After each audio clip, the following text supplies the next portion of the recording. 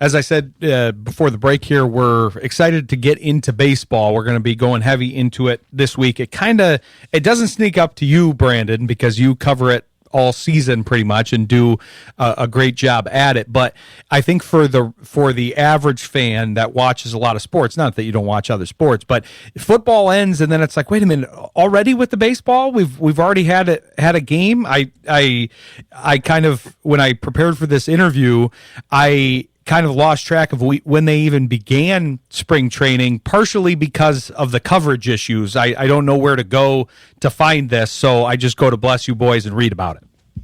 Yeah, I mean, it's kind of an awkward situation right now because no one's exactly sure how we're going to be watching it this year. The Tigers are supposed to put out something this week with the details on how to buy streaming packages and how they're going to license this through cable and all that. So we should have a better idea. But yeah, I mean, I'm sure for a lot of people, it's barely, really registering that it's even going on. Whereas for someone like myself, we're already 3 games in, and I'm like, oh Lord, can't the regular season get here? It always feels, first couple games you're real excited for, and then most of it isn't even on TV, and it's kind of dragging, and no one's playing that well. The starters aren't playing that much, so it doesn't even really heat up for another week or two. And so, it makes for kind of it's always awkward this time of year because we get real excited for spring training to start. And then after a couple of days, we're like, okay, well, here we are.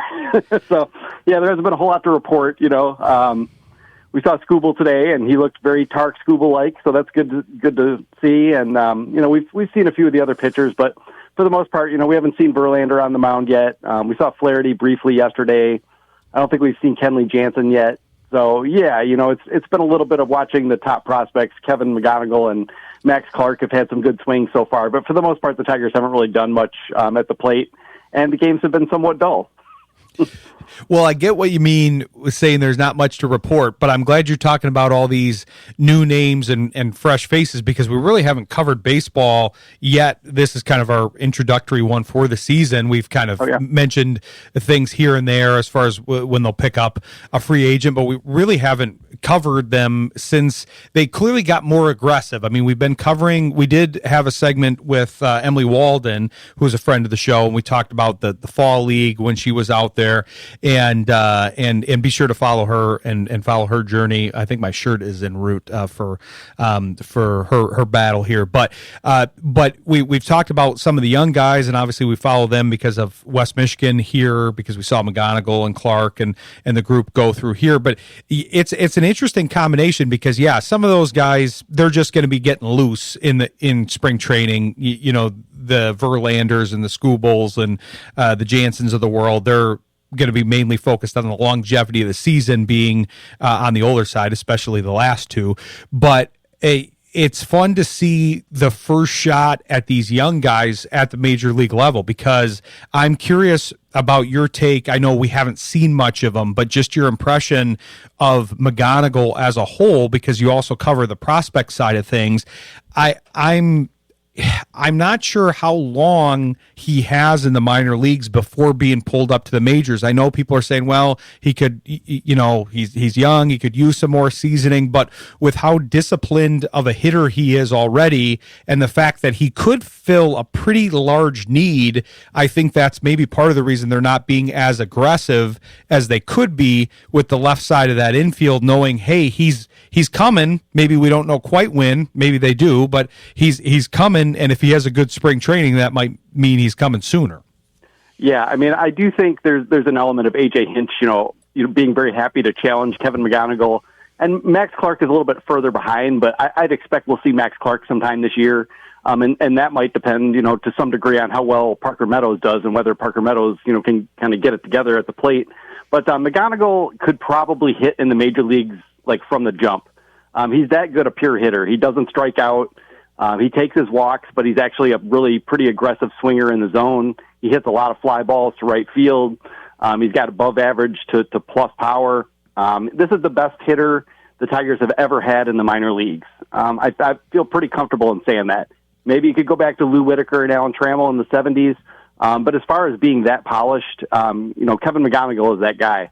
And really the question and the thing to watch this spring is his defense at shortstop. His arm is a little bit lacking. Otherwise, he's a pretty good shortstop who is, still only 21 years old. I don't even know if he has 200 professional games under his belt yet as a shortstop. So he's still working on all those things. He spent, actually, to mention Alan Trammell, he spent, parts of the off season and in the Arizona Fall League working with Trammell. I'm sure Emily, shout out to Emily Walden, probably mentioned that. So he's working really hard on that, that element of his game. And if he plays, passable shortstop, I think that definitely increases his chances of getting the call, because obviously that's, kind of the position of weakness on the Tigers roster right now. They can use Zach McKinstry, they can use Javi Baez there, but neither one of them necessarily profiles as playing there every day.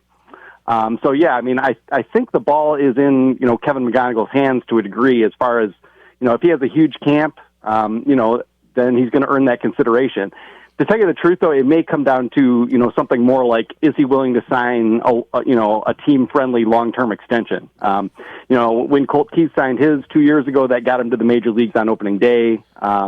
It might be a similar kind of situation where the Tigers don't necessarily want to start Kevin McGonigle's service time clock until they're 100% sure that he's going to hit the ground running, and not just be a solid hitter, but to be the above average to, potentially all-star caliber hitter that we all know, anyone who watches the minor leagues will tell you he can be. So, yeah, he's definitely going to be a key attraction this spring. And obviously, the Tigers, didn't do a whole lot, like, for a long time this spring. It was basically like giving Gleyber Torres the qualifying offer, which he decided to come back on. Jack Flaherty decided to opt in. We signed Drew Anderson, who is a pitcher coming back from Korea, who pitched over there, who was with the Tigers in 24, but not a notable name, just kind of a depth guy.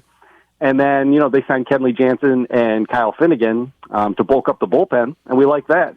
But then nothing really happened all through, January, and, the voices were getting pretty loud in the fan base. People were pretty frustrated that they weren't going to get a bat, that they weren't adding another pitcher. And then, on, back-to-back days, we get Framber Valdez here on, the biggest annual salary contract that the Tigers have ever given out. It's only a 2-year deal with a 3rd-year option, but they paid him a lot, per year to come here, and that's a huge get for the the starting rotation. Much more dependable than Olson, much better than Reese Olson. But of course, as we found out, they signed Justin Verlander as well. We were all excited about that, but in that, you kind of realized, okay, something is probably wrong with Reese Olson, because they don't need 6 starting pitchers right off the gate like that. So, yeah, they lost Olson. They added Valdez and Verlander, and that's, maybe 2 to 3 wins better. And so, yeah, and they finally spent some money, too. And I'm sure, Chris Ilitch and the Ilitch Family Trust is feeling a little bit less heat from the fan base as a result that they finally kind of opened the purse strings a little bit and are spending pretty good coin at this point. Exactly. It did seem like they reinforced some of the possible cracks in this team, because, like you said, the Olsen thing, they obviously had wind of that, and then that's why they got Verlander into the mix. But, you could have argued, okay, well, there were maybe some guys that could have filled that spot. That's kind of what they went with last year when Olsen got hurt. They didn't get too aggressive at the deadline. That was one of the criticisms last year. They could have been more aggressive. They could have added a starter. When they added Morton, I kind of thought, okay, was this a decision? Did they have a similar level of aggression in trying to get Verlander last year at the break, and maybe they didn't bring him in? Maybe they were worried about locker room fit or where he would fit kind of moving forward or what have you. But they went with Morton, who was maybe the easier fit in general, but you didn't know what his kind of highest potential was at that point, given his age and production last season and as that approached. So there was a lack of aggression there, but now it seems like they're getting a little bit more aggressive. That's why I kind of focused on the McGonigle thing, because that's the only place that they haven't been aggressive where you could see the lack of kind of a reinforcing piece. Whereas, but most other places, the bullpen, okay, that faltered a little bit down the stretch. They reinforced that by re-signing the piece they added at the deadline that did pretty well in Finnegan, and then they get Jansen in the mix. Now they went from 1.5 closers to 3, 2.5, whatever you want to say. We'll see where everybody slots in, and I'm sure it'll be a bit of a jumble there. That the rotation is very strong, and then now that gives them a lot of flexibility, because obviously there's a lot of game between the starters and the back end, but they have a lot of arms that they can kind of manipulate through those various innings depending on how many they're dealing with, which is obviously what Fetter and Hinch like to do. Yeah, I mean, this is going to be a bullpen, probably, I think, pretty packed with guys who are very comfortable going 2 to 3 innings. The addition of, Valdez for Olson obviously is good in terms of just quality of pitcher, but then adding Verlander on there too might end up pushing Troy Melton and Cater Montero and Drew Anderson all into the bullpen. And all three of those guys can start. There's certainly plenty of opinion out there that Troy Melton, is a starter and should get those looks this year. But, injuries have a way of sorting those things out. So, yeah, I mean, I think the addition of Verlander also makes the bullpen better by allowing you to put those guys in there. You can use them a little more flexibly. You don't need, 1-inning guys necessarily. And then you can just save Will Vest, Kenley Jansen and Kyle Finnegan for the late high leverage situations without having to really lean on them too much. So I think, all around it makes the pitching staff, better all the way through and a lot deeper. So yeah, the pitching questions are not too prevalent right now. Knock on wood. Hopefully things go well this spring. But yeah, that forces the question back to the offense because, for the first half last year, the Tigers offense was one of the best in the game. Riley Green looked like he was going to hit 40 plus home runs. And then, they absolutely blew a tire, from the All-Star break on. So, yeah, it's a little awkward that they didn't go and get a bat. I was 100% all in on Alex Bregman last year as the perfect fit for this team. That didn't happen, and they didn't really seem to pursue him or really any other, top shelf hitter this offseason. So, yeah, I mean, it's the additions are going to have to come from the farm system. And unlike last year where we had Job, we saw Jackson Jobe in 2024, but last year was his rookie season, basically, and we knew Troy Melton was coming, but that was really it from the farm system. And now you look at it, and you've got McGonigal, who's, almost ready, if not ready. You've got Max Clark, who should be ready sometime later this summer. You've got Josue Briseño, who's a power-hitting first baseman who doesn't strike out much, can catch for you, possibly. So, yeah, they've got some bats coming, and they're going to have to depend on that a little bit. Because, yeah, I mean, I don't know where the extra offense is going to come from necessarily this year. Colt Keith is still only 24, hit a ton of homers in the minors, and hasn't really quite figured out the power side of things in Major League Baseball yet, but has put up, modestly above average numbers the last few years. So, maybe this is the year he breaks out a little bit more. But otherwise, yeah, I mean, you are kind of looking at the same offense with a much reinforced pitching staff. And then it's just a question of the timetable for McGonigal to get here. Because when Kevin McGonigal gets here, I'm very confident he's going to rake. And it's just a question of how long, it takes for him to figure it out to the point where he's hitting 25, 30 homers a year for you. Might not happen right away. But that's the strength of this team, is that the farm system is going to produce some real good talent this year. And maybe by the end of the season, this offense looks way better than it does right now. No guarantees, but that's the plan. It does seem like it's a good match between a potential hole on the major league roster and a guy that's getting to the point where it's like, okay, how much more does he need to do in the minor leagues? I know he hasn't been there that long, but as far as just pure performance, he does seem like he's approaching being ready. And kind of similarly for Clark, I know he's not on the same trajectory, but you've got a similar situation kind of at the major league level. So I want to come back and talk about that and talk about kind of those solutions to the potential holes at the major league level on the offensive side, both in the reinforcements coming from the minor league and a potential combination of assets from potentially the minor leagues and acquiring a major league asset there. So we'll come back with Brandon Day of Bless You Boys. Stick with us. You're listening to Sports Intel on Jethro FM. Coming back here with Brandon Day of Bless You Boys, having a good conversation about the Tigers, kind of doing a season introduction and preview. And Brandon, I know we left off kind of at the hitting side of things. That'll be the remaining question because, as you know, as somebody that's been on the beat for a while and covers them, the fans tend to gravitate towards, you addressed the pitching side. Well, now what about the hitting? But I do think that between some of those names that we've been talking about, the reinforcements that you do feel like are going to be ready at some point in time, it's like, okay, if you bring up a McGonigal and get him as the everyday-ish shortstop, now you've freed up the board a little bit and you can move McKinstry and Baez around to other places, and now you've got more flexibility as a manager, which is really at a premium for Hinch. That's really what he likes to do. You give him more pieces and he goes from regular chess to 3D chess, and then at times it feels like he's playing 4D chess at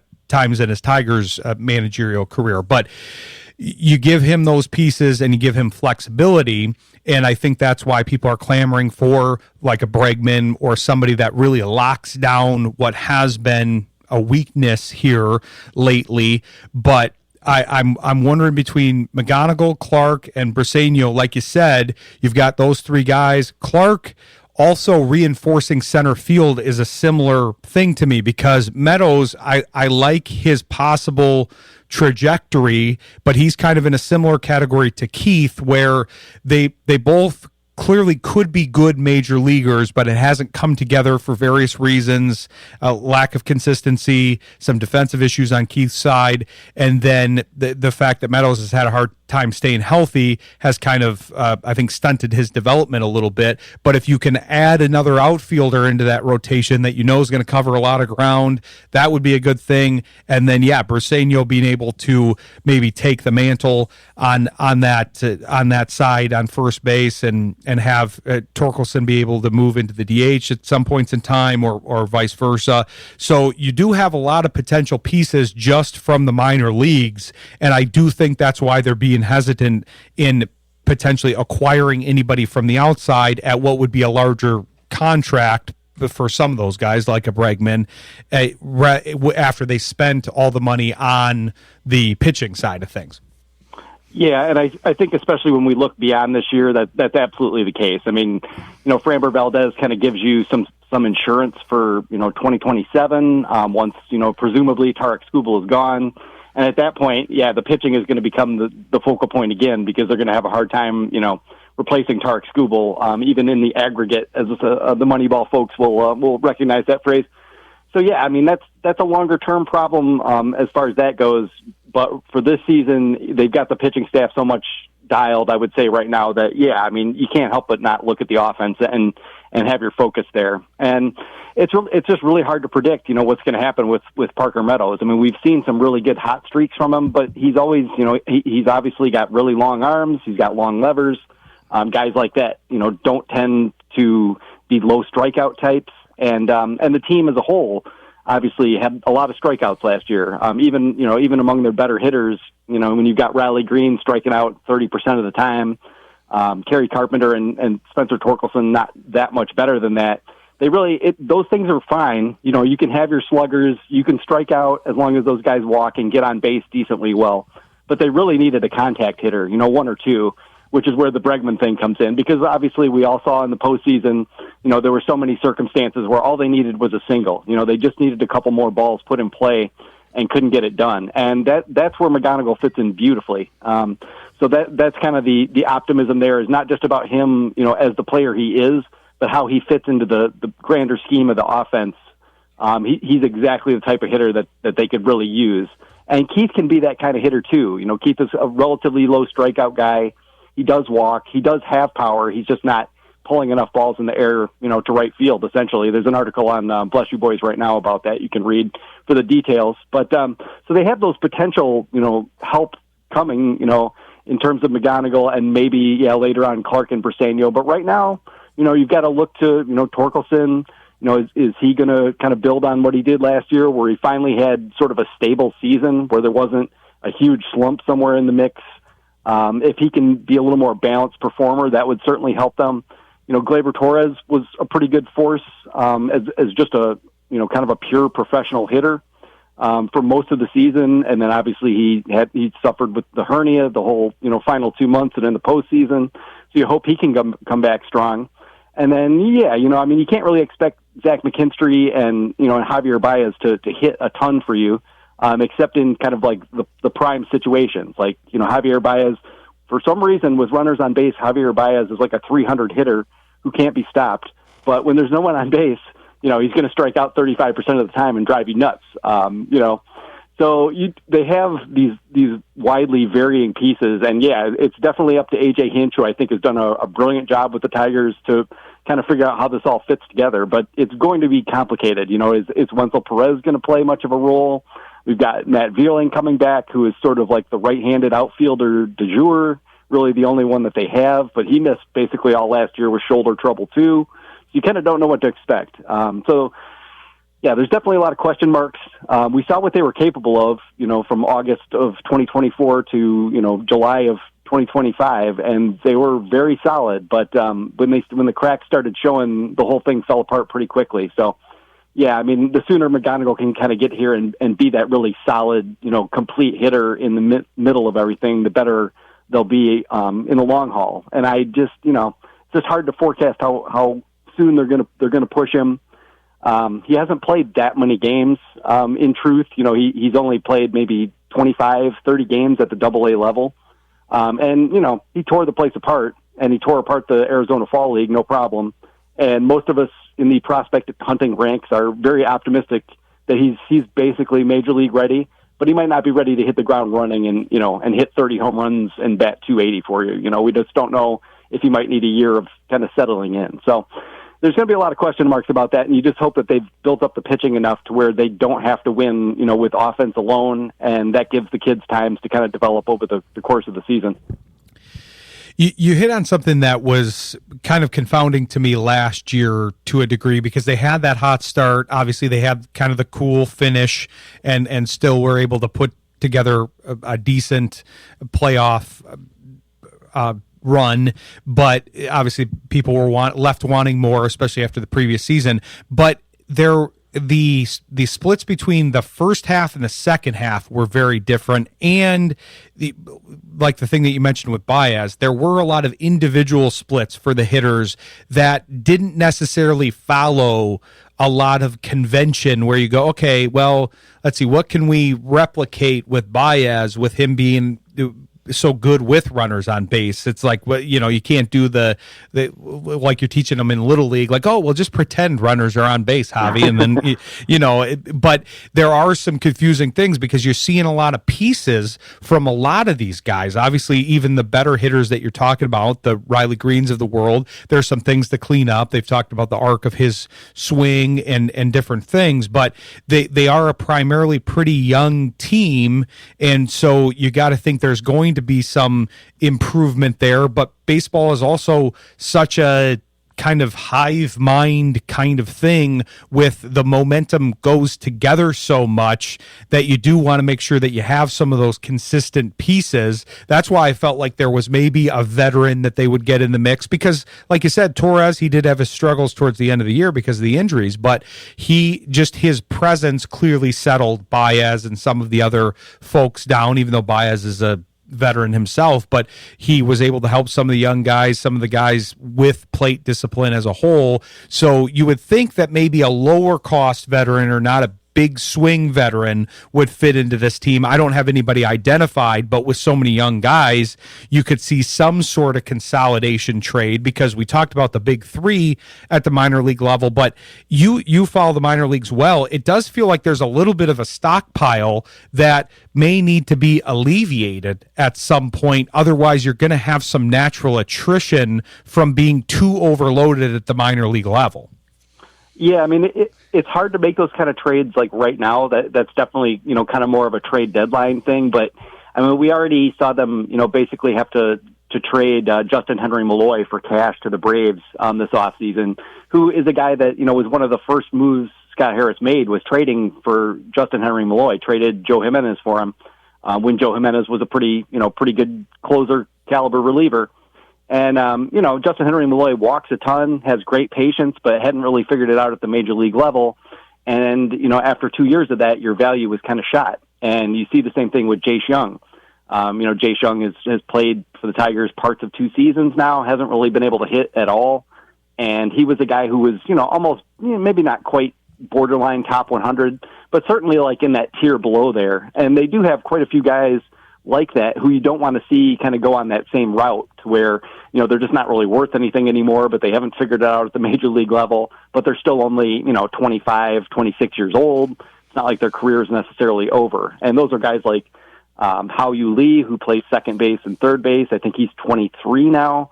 You've got Max Anderson, who had a really good season last year and got through the AA level, and then, absolutely torched the Arizona Fall League, and he can play second and third. Right-handed hitters both. So there are some guys like that you'd like to see them be able to convert into, one player that they need. I just think that may be something that they have to kind of angle for more toward the deadline. But I agree that there's sort of that stockpile of guys that we would, like in prospecting terms, they'd be called 45s, like 45 future value guys, like future role players, bench players. Like those guys are there to be traded. You might have a few of them come up to help you. You might get a guy like Zach McKinstry, who's sort of a Swiss Army knife that helps you out in all these different ways. But by and large, like if a guy's not going to be an everyday regular for you and you already have a team like the Tigers do where, most positions are filled, either with a platoon or a full-time player, yeah, I mean, you need to start converting those guys into what you need. And if we kind of step back and look a little bit longer, the Tigers offense looks like it's going to be in really good shape for, several more years. Eventually you'll have the Riley Green, contract, question and the Kerry Carpenter contract question. But right now, I mean, it's a solid group, and what they don't have in the minor leagues a whole lot is pitching. They've got a few guys lower down that we're interested in, but that's been a real problem. They've taken a ton of high school draft prospects in the draft the last 3 years, and just about all of them have been hurt, and some of them severely. There's been some Tommy Johns, there's been some shoulder surgeries. So there's a few guys that we're interested in, but that's an area where they're going to have to be stockpiled enough to balance the roster out in the future. As far as this year, I think they're probably wise to sort of, rather than like just getting like a decent veteran player, they kind of have that maybe in Vierling. To a degree, they have that with Baez and McKinstry. They can kind of wait, and I think they can kind of just see how it plays out and see where the real weak point is, and hopefully do a better job adjusting. Scott Harris did not have a very good year last year. I'm not a Scott Harris hater. But he just, by any definition had a pretty brutal year. I think, almost a third of the Tigers payroll was tied up in guys who were worth zero WAR, combined. And then obviously the deadline did not go very well. Kyle Finnegan was a good pickup, but that was basically it for what they got. And then Kyle Finnegan got hurt. So Scott Harris is going to have to do a better job because the baseball season is long. And you have to be able to adjust and season it to taste as you go. And, yeah, I think you're right that those minor league players who aren't really on the cusp of being like star players potentially or even necessarily everyday players are going to have to play a role as far as trading for what they need along the way.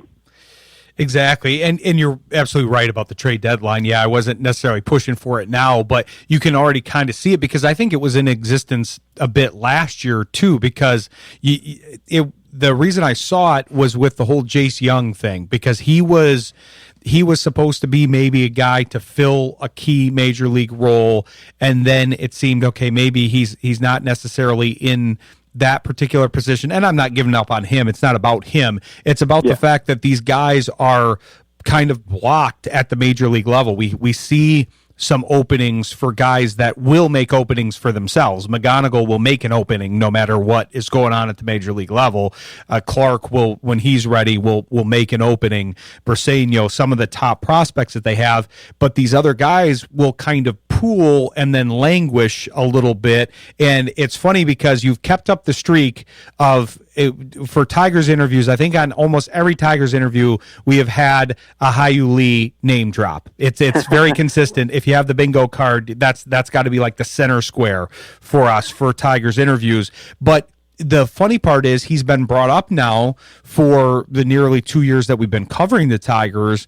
And like you said, he is getting a little bit older, and it does seem like he has some potential, but that kind of ages out. That potential wanes as you get older. You can't depend on that potential in a trade. So that all that's to say that's a good thing, because when you can kind of take the assessment over the first part of the year and say, okay, what are we looking like?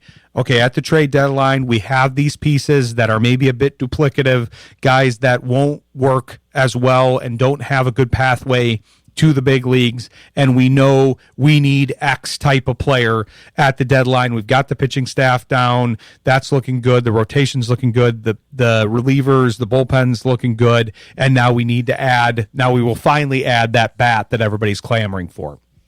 Yeah, I mean, there were some bats available at the deadline. It didn't really fit the need of like a contact hitter, but Eugenio Suarez didn't cost that much for the Mariners last year. So yeah, I mean, there should be guys like that available. And yeah, I mean, I think if you look at Hyu Lee and Max Anderson, like they both play second base and third base.